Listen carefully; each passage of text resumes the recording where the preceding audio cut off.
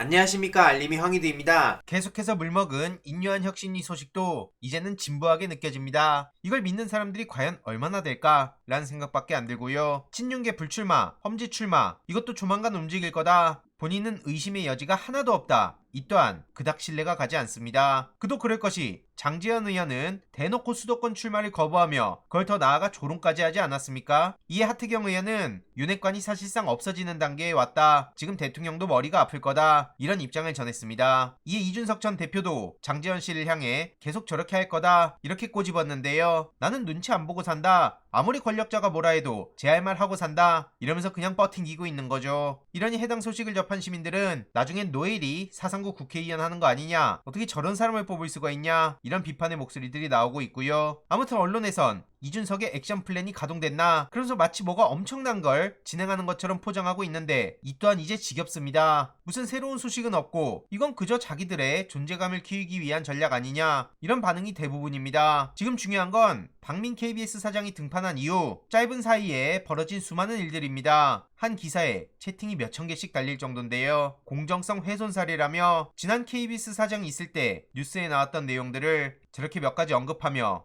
대표적인 공정성 훼손 사례다. 이런 식으로 저격하며 갑자기 본인들이 사과를 한다고 합니다. 그러면서 대국민 기자회견까지 했는데 그래놓고 다음 라디오 진행자가 등판해서 민주당은 왜 탄핵에 집착한다고 생각하냐? 이런 식으로 부정적으로 표현하고 있습니다. 전종철이라는 사람이 등판한 건데요. 저래놓고 공정하고 신뢰받는 프로그램 타령하면 누가 믿겠냐고요? 이에 민주당 최혜영 원내대변인은 이런 무도한 언론 탄압은 없었다. 이렇게 비판했습니다. 앞선 박민 사장의 사과는 국민을 향해 한 게 아니라 윤석열 대통령을 향했다는 거고요. 그래서 이동관 탄핵을 시작으로 저러한 언론 장악에 맞서 끝까지 공영방송을 지키겠다고도 약속했습니다. 매우 중요한 소식이고요. 이런 와중에도 이현욱 의원은 계속 이재명 대표만 흔들고 있는데요. 이 또한 그저 진부하고 철없는 소리로밖에 안 보이고요. 지금 민주당에선 열일하고 있는데 윤석열표 R&D 예산 삭감을 되돌리고 메가서울에 대해서 이재명 대표는 황당무계한 표퓰리즘이다. 이렇게 지적하기도 했습니다. 참고로 지금 국민 10명 중 6명이 메가서울 가능성 없다 라고 딱 잘라 말하고 있고요. 이뿐만 아니라 이재명 대표는 주 4.5일제로 나아가겠다고도 약속했죠. 오늘 대전에서 현장 최고위를 했는데 중요한 내용을 전했고요. 풀영상으로 마무리하도록 하겠습니다.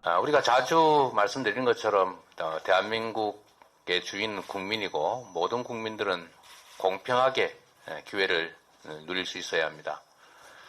그런데 대한민국의 가장 심각한 문제는 불균형 발전입니다. 모든 게 서울로 몰립니다. 사람도, 정보도, 돈도, 기업도 다 서울로 몰리다 보니 지방은 소멸의 위기를 겪고 서울은 폭발의 위기를 겪고 있습니다. 이제 자원의 효율성도 떨어지고 서울 시민들의 생활 편의도 매우 나빠지고 있습니다. 국토 균형 발전은 우리 시대의 과제이고 이제는 지방에 대한 정책적 고려는 배려가 아니라 피할 수 없는 우리의 과제, 의무가 됐습니다. 최근에 서울을 늘려나가겠다는 아주 황당무계한 표퓰리즘적인 주장이 우리 국민들의 걱정거리를 늘리고 있습니다. 대한민국 정부가 또 이 정치가 해야 될 가장 중요한 과제는 대한민국 모든 국민들이 또 모든 지역이 공평하게 성장의 기회를 누려야 한다는 것입니다. 발전에서 소외되고 소멸의 위험을 겪는 지역들이 최소화될 수 있도록 앞으로도 대한민국의 정책 역량을 집중해야 된다는 말씀을 드립니다. 아마도 우리 대전 충청 지역의 우리 국민 여러분께서도 많은 걱정을 하고 계신 것 같습니다. 우리 민주당이 지금까지 해왔던 것처럼 국토 균형 발전의 과제를 충실하게 이행해 나가겠다는 말씀을 드립니다. 경제란 또 국가 공동체란 사실 한 개인의 신체와 다를 바가 없습니다. 심장으로 피가 많이 몰리면 심장 비대증이 걸리고 손가락, 발가락, 손발은 괴사합니다. 결코 건강하지 않습니다. 균형 잡힌 국토 발전 정말로 중요한 과제라는 말씀을 다시 한번 드리고 지방자치 시대를 열어왔던 우리 김대중 대통령 그리고 행정수도 이전을 공약하고 실천하려고 노력했던 노무현 대통령의 뜻처럼 국가 발전 편익을 모든 국민이 공평하게 누리는 공정한 나라, 균형 잡힌 나라를 우리 더불어민주당이 계속 추진해 나가겠다라는 말씀을 드립니다.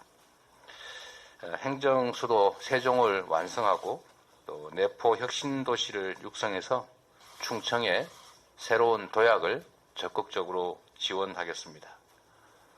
대한민국의 중심인 충청을 튼튼하게 만들어 가겠다는 말씀 다시 한번 드립니다. 오늘 최고위원님들을 포함해서 모든 분들이 R&D 예산 말씀을 하셨습니다. 대한민국은 특별한 자원을 가지고 있는 나라도 아닙니다.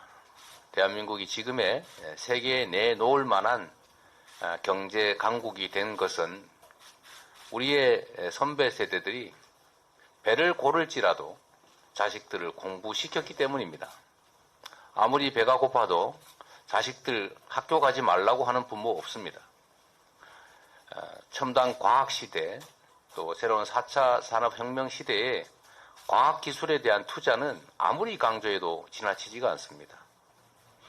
그런데 무슨 생각에선지 이 R&D 예산을 대폭 삭감해서 젊은 연구자들이 연구직에서 쫓겨나거나 생계에 위협을 겪는 이런 황당무계한 일이 현재 대한민국에서 벌어지고 있습니다.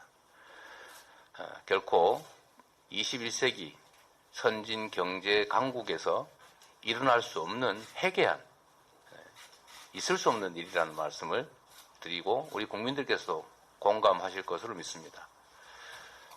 더불어민주당이 반드시 이 R&D 예산을 복원해서 우리 국민들의 걱정거리도 덜어드리고 젊은 연구자들의 희망도 꺾지 않고 대한민국이 지속 성장 발전할 수 있는 토대를 갖춰 나가겠다는 말씀을 드립니다.